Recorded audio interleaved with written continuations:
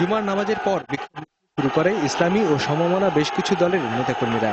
মিছিল শুরু হয়ে প্রেস ক্লাবের দিকে যেতেই পুলিশের সঙ্গে সংঘর্ষে জড়িয়ে পড়ে তারা। এ সময় মৎস্য ভবন, প্রেস ক্লাব, গুলিস্তান, পল্টন এবং দৈনিক বাংলা মোড় পরিণত হয় রণক্ষেত্রে। থমথমে পরিবেশে শুধু টিয়ার শেল ও গুলির শব্দ।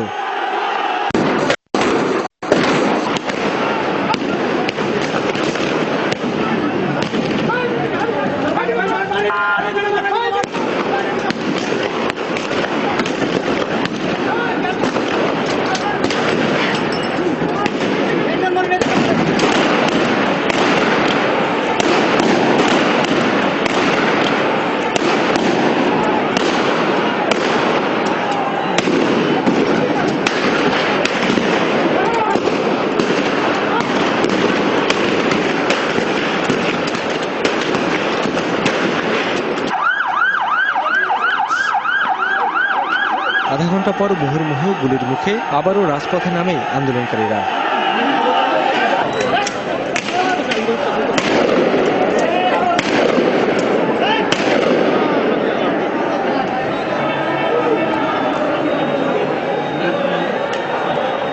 জুমার নামাজ শেষ হওয়ার সাথে সাথে আন্দোলনকারীরা এই মিছিল নিয়ে মসজিদের সামনে থেকে বের হওয়ার চেষ্টা করেছিলেন এবং একটা মিছিলও তারা বের করেছিলেন। এবং মিছিলটি প্রেস ক্লাবের সামনে পর্যন্ত যাওয়ার পরপরই পুলিশের সাথে সংঘর্ষ শুরু হয়েছে এবং এই সংঘর্ষ ছড়িয়ে গেছে এই বায়তুল মোকাররম, পল্টন, ফকিরাপুল, এই পুরো এলাকায় এই সংঘর্ষ ছড়িয়েছে।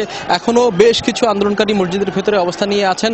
তাদেরকে লক্ষ্য করে পুলিশ এখনও গুলি ছুটছে, টিয়ারশেল ছুটছে এবং তারা মসজিদের ভেতরে টিয়ারশেলের ঝাঁজ থেকে বাঁচতে আগুন ধরিয়ে দিয়েছেন।